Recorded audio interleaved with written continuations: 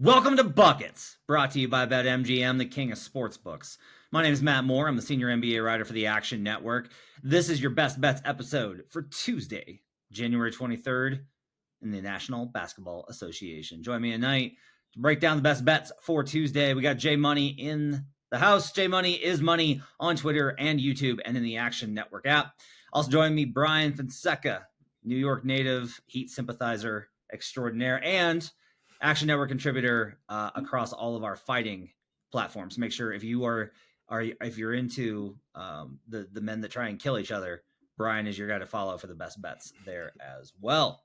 Reminder, everything we talk about can be found in the award-winning Action Network app. You can find all sorts of cool stuff in there. There's great stuff in there. I've got articles up on the Lakers. I'm writing one up on the Clippers. I'm going to be writing one up on some futures bets that I've got coming in. I'm doing an MVP update. You can read all that in the Action Network app. Also, you can get set for everything for NFL Championship weekend. We'll have best bets for you covered throughout the week. All sorts of great stuff. Brandon Anderson's analysis, all sorts of cool stuff in there as well. Also, make sure to check out youtube.com/the Action Network. You're going to find something that you like. I want to take one real quick second, and I want to ask that this show has grown so much, and I'm like extremely grateful. This is the most successful podcast I've been a part of, and I'm really honored to be a part of it. I love doing the show. It's awesome. We work really hard at it. We try and make it the best that we can. Give us a second and go do a 5-star review for us on Apple Podcasts. I know you hear that all the time from all the podcasts that you listen to, but those things really matter for podcasts like ours, where we're trying to break into a space. We're one of the few that do this every single day for you, Monday through Friday for the association, and 7 days.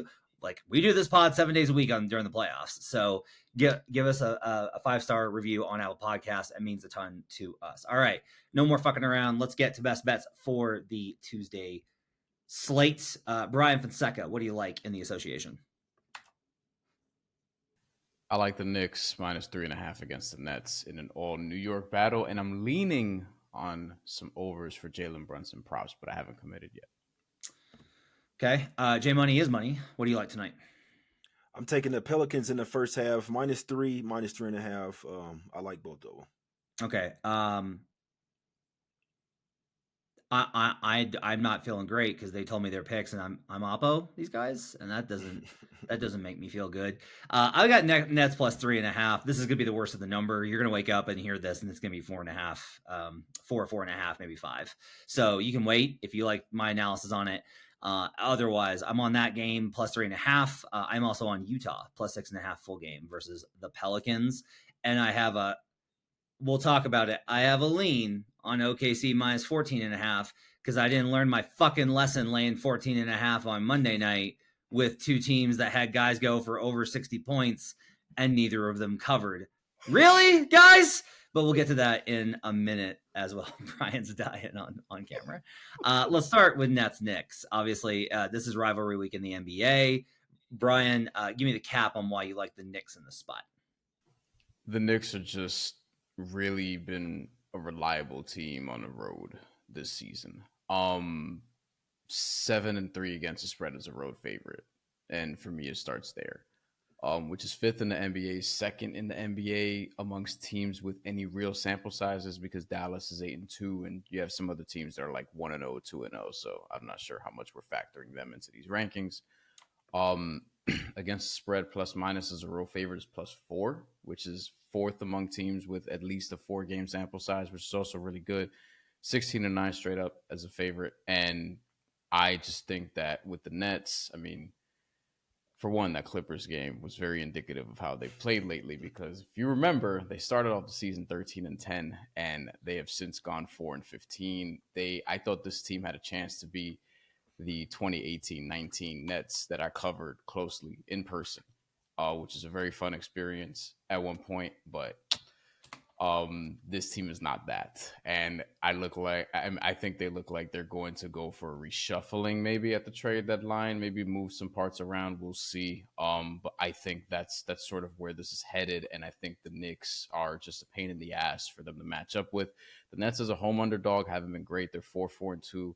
They're like middle of the pack in the NBA. And right now they're just 9-15 after losses straight up, because they have not been a team that's bounced back very effectively throughout the course of the year. And just really quickly on Jalen Brunson, the reason why I'm looking at his props, points and threes in particular, the points are high. It's 28.5.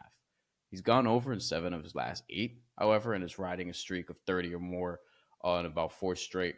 And as far as threes, he's gone over in 6 of 10. But those are only minus 135, minus 140. I want to see if there's going to be movement, preferably not getting any higher on either side. I don't know if that's going to be the case. I would like those numbers to come down if I'm going to play them, but I feel good about Knicks minus 3.5, given the trends of what we've seen from both them and the Nets, who I think are kind of spiraling a little bit. Not to be over dramatic about it, but they don't look great. Yeah, I might be trying to catch a falling knife here. The 3-point edge is significant to me, where the Nets just shoot a shit ton of threes. They combat the Knicks pretty well in a key area, which is offensive rebounding. That's one of the areas that the Nets are very good in. The Nets also, here's a curious thing. When the Nets face a team that allows fewer free throws than the Nets average on game, and they generate quite a few free throws, the Nets are 5-1-1 ATS. What this basically says is, like, if you are somebody who doesn't foul a whole lot, like that they like pretty clean games. And the Knicks play a pretty clean game. The Nets actually excel in those environments because it's just like, hey, let's ramp it down the floor, space it out, and shoot. If Mitchell Robinson was in, then I would very much, I think, probably be on Knicks here.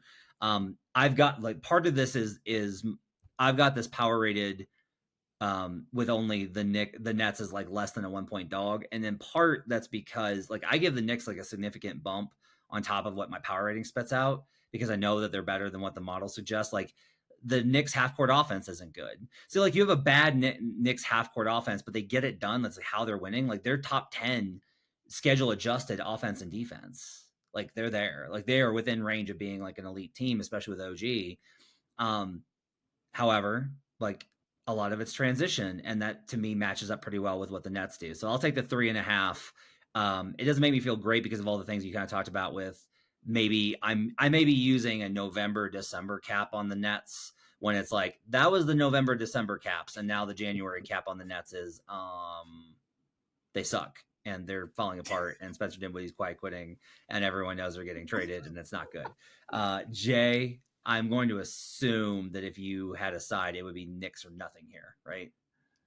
Actually not. Well, I'll be honest with you. The whole world is going to be on the Knicks here, and me personally, as a sharp hitter, I like to go against what everybody likes to do. So it would be Nets or nothing for me. But I have the last couple games. Personally, I kind of think that they're tanking. There's been a couple spots where Vaughn could have taken a timeout just to get things reset, to at least try to win the game, and he just absolutely refuses to. I mean, the Clippers went on a 22. I was watching that game, 22-0 run. They were down 11 to up 11. I've never seen nothing like it. I remember the game that they played versus Miami at the house in overtime, and he literally just chose not to call a timeout where they were down 1 point and had 10 seconds to go. So I'm not sure what to do with the Nets. I like to go against the grain. I like to go against the world, but I can't get there with the Nets. Maybe if Hardenstein sits, that's going to make it even harder for the Knicks here. The Knicks have beaten them 3 straight times.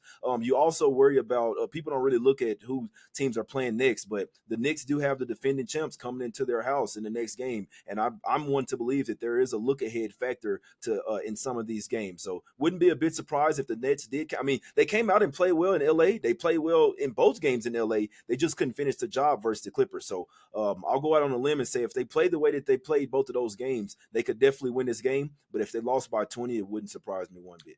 I do highlight Brian's like, the Knicks are road warriors. They have to get on a fucking bus, Brian. Like, well, listen, they're good at home too.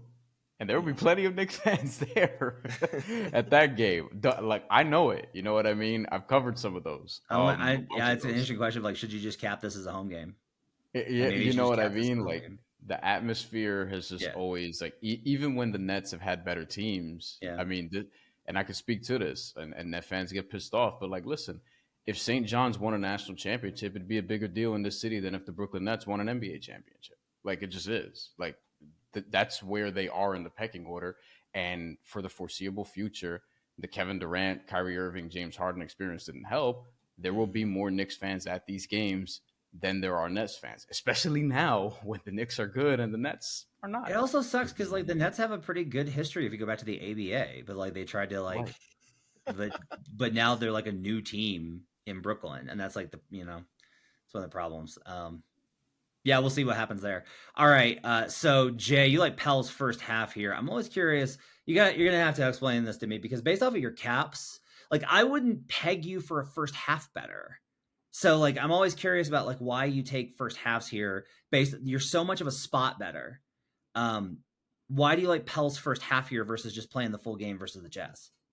Well, first off, the Pels have been cashing first halves like crazy. They're the third best team in the NBA at cashing the first half spread at the house. They're 15-6-1 against the spread in the first half at home. So this is what this team does. In the last game versus the Utah Jazz, what did they do? They came out, and I was on the first half in that time around. I believe I was on it here on Buckets. What did they do? They came out and led the first half by 8 and ended up only winning the game by 5 or 6 as laying 8 or 9 points.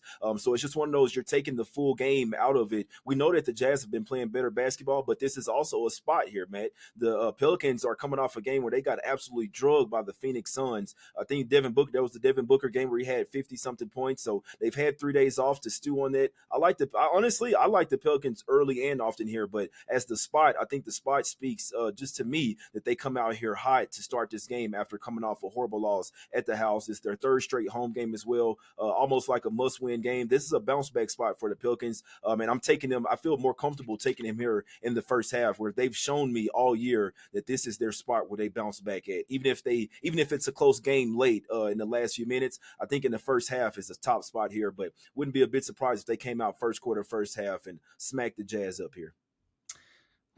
Sorry, you said smack the Jazz up, and an old Prodigy song went through my head. So the Utah Jazz this season, when they average more 3-pointers than their opponent, when they have a 3-point edge, they are 20-11 ATS. That's 31 games out of their total allotment. But that's a 65% hit rate on ATS here. That makes me feel pretty good about this. I've got this projected pretty close in terms of, or with an edge on the Utah Jazz here.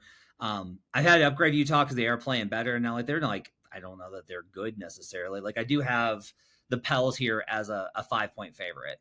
So this is only about a point and a half, or I'm sorry, it's 4.5. So I've got a 2-point edge here, which is enough for me to get in when I've got the trends in my favor. The other thing is just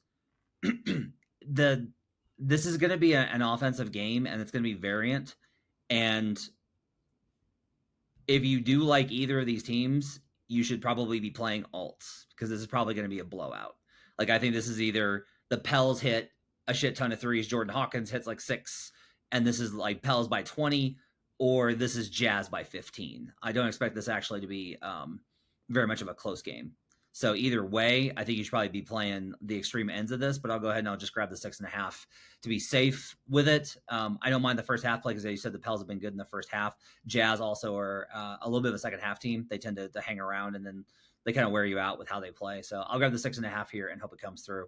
Finally, for me, I am going to lay the 14.5, and I mean it. I said that tonight was going to be the last time I did this, because I talked to, like, last night I was like, hey, what you don't want to do is you don't want to bet teams that have a 70% winning percentage versus a 30% winning percentage, because those dogs cover after game 40. I mentioned that. I gave that out on Green Dot Daily too. And then I still fucking bet the Wolves and the Sixers, and neither of them covered despite 130 points from Towns and Joel Embiid combined. And as Brian really wants to mention, the Wolves lost outright. But I'm gonna go ahead and do it here with the 14.5. I just can't get to this number. Like, Portland's so bad. Like, they're so bad. Like, they're so bad. And like, they're the first team that has just been like, oh yeah, we're tanking. No, we're tanking. Like, everybody else is like, yeah, I mean, we're probably like more interested in, like, we want to find out what we've got with these young guys. And Portland's like, no, we just want to suck. And there is nobody maybe better. There's maybe nobody better in the association at losing by huge margins than Chauncey Billups over the last 3 seasons. Like, he is an incredible tank commander. So I'm going to lay the 14.5. If this burns me, I will not be doing it again, but I'm going to go back to the well. If nothing else, it'll be amusing for listeners. To recap, best bets. Jay's got Pelicans first half -3. Brian likes Knicks -3.5, and Jalen Brunson over. Yes, points. We'll see, but for now, I'm okay with it. That's good. You just say like track him, follow Brian in the app, and you can find out what he's betting and then tail that. I like the Nets plus 3.5 or whatever number this wakes up to. The Thunder minus 14.5, God help me, and the Utah Jazz plus 6.5. That's gonna do it. Thanks for joining us. We'll be back tomorrow with Best Bets episode with AC, Jay, and Sean. Make sure to follow Action Network on YouTube, youtube.com/The Action Network. Download the Action Network app. You can follow these guys in there as well. We'll see you guys again next time. Till then, let's get buckets.